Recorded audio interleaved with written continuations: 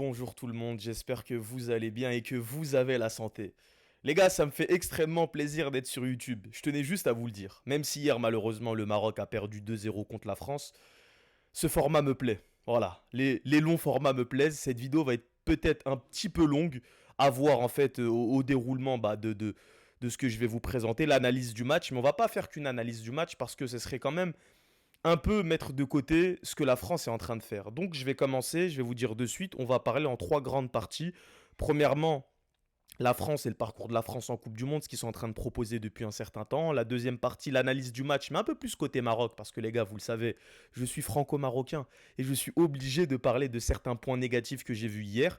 Et à la fin, je ferai un peu une sorte de, allez, mon top des meilleurs joueurs marocains de cette Coupe du Monde, le top 3, les points positifs et le parcours. Pour commencer, les gars, on est obligé de rentrer dans le vif du sujet, mais avec la France, franchement, on est obligé d'applaudir. Ce que la France est en train de proposer sur ces trois dernières Coupes du Monde, c'est la meilleure période de l'histoire de la France en Coupe du Monde. Ils sont sur trois derniers carrés consécutifs. Vainqueurs en 2018, finale en 2022, qui perdent, il faut le rappeler, au tir au but. 2026, demi-finale, mais on met un petit point d'interrogation. Vont-ils s'arrêter en demi, en finale ou la prendre? Même plus généralement, plus globalement, la période des champs, elle est incroyable. Parce que, si je ne me trompe pas, depuis l'Euro 2016, la seule compétition, on va dire, il y a un petit point noir, quand on prend Euro et Coupe du Monde, bien évidemment, c'est l'Euro 2021 où ils sortent en huitième de finale, mais encore une fois, au tir au but. Hein. Parce que depuis 2016, la France, c'est finale Euro 2016, vainqueur Coupe du Monde 2018, Euro 2021, comme je vous ai dit, ils sortent en huitième. Coupe du Monde 2022, finaliste, tu perds au tir au but. Euro 2024, tu perds en demi-finale contre l'Espagne. Et pour l'instant, Coupe du Monde 2026, tu es demi-finaliste. Ce que la France est en train de réaliser, c'est fort. C'est extrêmement fort. Et c'est un peu comme, s'ils vont en finale, hein, c'est un peu comme la meilleure période du Brésil, qu'en 94, ils vont la gagner, en 98, ils vont perdre en finale, et en 2002, ils vont la gagner. C'est extraordinaire. Franchement, Deschamps, faudra mettre du respect. Parce que généralement, les gens, ils aiment bien mettre du respect sur un coach, un joueur, quand il prend sa retraite, quand il part et quand on voit ses accomplissements. Mais il faut mettre encore plus de respect. Deschamps est une légende dans le football, est une légende en France, est une légende dans ce que vous voulez. Mais dans le football français, que ce soit en tant que joueur ou entraîneur, Deschamps, il faut le mettre très très haut. Parce qu'on a tendance à parler de Zidane, de Henry, d'un tel, d'un tel. Mais Zidane, c'est une légende en tant que joueur. Enfin, Zidane. Deschamps, c'est une légende en tant que joueur et entraîneur. Maintenant, on va parler très rapidement des stats de l'équipe parce que c'est une équipe qui est flamboyante. On parle d'une équipe qui a quand même, dans le top 5 des meilleurs buteurs de Coupe du Monde, deux joueurs. Mbappé, ex aequo avec Lionel Messi, et Dembélé, si je ne me trompe pas, je crois qu'il a 4 ou 5 buts. Mais je vous mettrai ça à l'écran dans tous les cas, les gars, juste après la vidéo, je vais aller vérifier ça. Et on a aussi le meilleur passeur. Bon, je dis on, mais voilà, je supporte le Maroc et la France, mais il y a aussi Olysée, qui est le meilleur passeur de cette Coupe du Monde, avec 5 passes décisives. Les gars, c'est pas rien. Mais on doit mettre encore plus de lumière sur un joueur, qui est Kylian. Deuxième meilleur buteur de tous les temps en Coupe du Monde avec le meilleur ratio. Il fait tout ça en 3 Coupes du Monde. C'est tout simplement légendaire. Je l'ai dit en vidéo sur TikTok, je le dis en vidéo YouTube. Mbappé est une légende du foot. Ce qu'il est en train de réaliser en 3 Coupes du Monde, c'est extraordinaire, surtout dans l'ère moderne, au 21e siècle. C'est fort ce qu'il est en train de faire. Il est en train de marquer. En fait, il est en train de marquer. C'est même pas de son empreinte, c'est de. Je sais même pas comment vous dire ça. Vous trouvez une métaphore ou une phrase. Il est en train de détruire la Coupe du Monde. Ce mec peut finir avec une quatrième Coupe du Monde, le mec il se rapproche des 30 buts. C'est, c'est tout bonnement fou. Maintenant on va rentrer dans l'analyse du match côté Maroc, et là je vais moins rigoler. Les gars, si je rigole, c'est normal. Hier, j'ai pas pu faire de débrief à chaud parce que je vous jure, j'aurais pu insulter. Mais heureusement que voilà. On va faire une petite analyse à froid, mais très rapide côté Maroc. Parce que il y a quelques aspects, moi, franchement, qui m'ont un peu déçu. Premièrement, je vous le dis, tout ce mondial, moi j'avais deux points d'interrogation, ça me trottait l'esprit. On va parler du négatif d'abord et après on va parler du positif. Parce que le positif, j'ai énormément de choses à dire. Donc s'il vous plaît, ne commentez pas directement juste parce que vous avez entendu du négatif. Il y a énormément de positifs à dire, mais je le dis pour la fin. Le négatif, moi j'en avais deux pendant le mondial. Et je l'ai dit en vidéo, mais comme les gars, là on est sur YouTube, faut que je me répète. Moi j'avais deux problèmes avec cette équipe du Maroc. Le côté finition clinique et la profondeur de banc. Le match contre Haïti, quand Wahabi décide de mettre les remplaçants, on prend quand même deux buts. On fait 2-2 contre Haïti sur la première période, pardon. J'ai vu des attitudes qui me déplaisaient. Moi, je le dis tout le temps, peu importe que tu sois un mec fort, pas fort, technique, pas technique, peu importe. Quand tu joues en sélection, notamment le Maroc, parce que le Maroc est quand même l'une des meilleures équipes d'Afrique, top 3, top 1, peu importe où vous la mettez, faut que tu te donnes à fond. Moi, il y a des comportements que je ne peux pas accepter. Et c'est pour ça que je disais que par rapport au match que j'ai vu à travers le Brésil, l'Écosse, même Haïti, certains remplaçants, la profondeur de banc allait nous jouer défaut. Puis tout le côté clinique. Contre les Pays-Bas, c'est passé, c'est très bien. Contre le Canada, on a été clinique. Mais contre la France, j'ai vu des attitudes, ça me déplaît. Et comme je le dis, certains joueurs se suffisent. Quand je dis se suffisent à soi-même, c'est que les mecs jouent tranquille comme si de rien n'était. T'as la France en face de toi. T'as la meilleure nation du monde. Tu ne peux pas jouer comme si t'étais normal au quartier, il n'y a pas de souci. Il faut que tu sois concentré à 100%. Et je vais vous-même vous montrer ça à travers certaines actions. Parce que quand vous prenez la première période de la France, deux des meilleures actions de la France en première période, donc deux actions franches de la France, c'est des erreurs techniques du côté marocain. Quand vous prenez le penalty de Kylian, ou Mazraoui le tacle, j'en veux même pas à Mazraoui, je reviendrai sur Mazraoui à la fin. J'en veux même pas. Quand vous regardez le début de l'action, je vous les mets, je vais tout vous mettre les gars en vidéo. Le début de l'action, c'est Hakimi qui rate son contrôle. Et la France part en contre et on se fait punir. Est-ce que vous vous rendez compte que la plupart des actions franches de la France en première période, c'est dû à des erreurs techniques côté marocain. Quand vous prenez le tir de Doué, pardon, ça part de quoi? Bouhaddi, il fait un mauvais contrôle. Il se retourne, il prend trop de temps, il ne voit pas qui vient derrière lui. Vous imaginez être à ce niveau-là et faire autant d'erreurs? Mais au bout d'un moment, ça va payer cash. Je peux vous montrer plein de situations comme ça, d'erreurs techniques, même de nail, qui vont causer des coups francs, enfin des coups francs à des endroits hyper dangereux. On va se faire manger dans certains duels. Wahabi a décidé de densifier son milieu de terrain et pourtant on a perdu la bataille du milieu de terrain parce qu'on avait des joueurs qui étaient tout mous. Moi, on m'a annoncé un choc des titans. Il n'y avait qu'un titan des deux côtés. L'autre côté, c'était un non-match. C'est des joueurs qui avaient peur, c'est des joueurs qui ont refusé de jouer la rencontre. Même quand on avait des joueurs qui voulaient partir en contre, bah, Talbi, à un moment donné, quand il se retrouve devant Upamecano, il voit que Saliba le rejoint, il voit que Koundé le rejoint, Upamecano. Mais Talbi, lui, il voit qu'il n'y a personne qui vient avec lui. Même les contres, on n'a pas décidé de les jouer à fond. Moi, c'est ça qui me déçoit. Parce que perdre, c'est normal de perdre dans le football. Tu vas pas tout le temps gagner. Mais perdre avec la manière, pas perdre de cette manière-là, c'est ça. Maintenant, moi, je vous parle juste d'un truc. Et quand je vous ai dit la profondeur de banc. Les gars, l'analyse, j'ai pas besoin de vous sortir 1000 photos du match.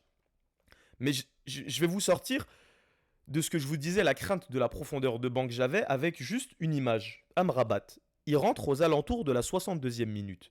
Regardez le but d'Ousmane. Je ne peux pas vous mettre une vidéo, je ne peux vous mettre que la photo. Je vous invite tous, s'il vous plaît, à re-regarder le but d'Ousmane. Regardez l'attitude de Amrabat. Ousmane Dembélé arrive à côté d'Amrabat. Amrabat est à quoi 2 mètres de lui, 1 mètre. Tu es un numéro 6. Tu es un ratisseur. Tu es celui qui normalement joue physique. Amrabat trottine. Il est derrière Dembélé, il trottine. Je vous jure que l'action en vitesse réelle, elle est étonnante. En fait, tu es étonné de te dire que le mec est rentré il y a 5 minutes. Il trottine comme s'il avait joué déjà 3 matchs dans la journée et que là, il enchaîne son 4e match. C'est ça l'attitude quand je vous ai dit la profondeur de banc. J'ai vu tellement de choses qui m'ont déçu dans cette Coupe du Monde côté Maroc et surtout côté banc. Côté banc, j'ai vu énormément de choses que je ne veux plus revoir ça. L'attitude. Je vous le dis, hein, remettez-vous le but. Remettez-vous le but de Dembélé. Bounou, je lui en veux même pas. Bounou, après tout ce qu'il a fait, je lui en veux pas. Mais Amrabat, je lui en veux. Tu viens de rentrer il y a 5 minutes, 4 minutes. Il y a une perte de balle côté Maroc. T'arrives à trottiner. Mais j'ai pas envie de m'énerver ou voilà, d'insulter, ça sert à rien. Mais en tout cas, moi, j'espère que Wahabi, il va revoir. De toute façon, il va revoir les vidéos, il va revoir les matchs et il prendra les bonnes décisions.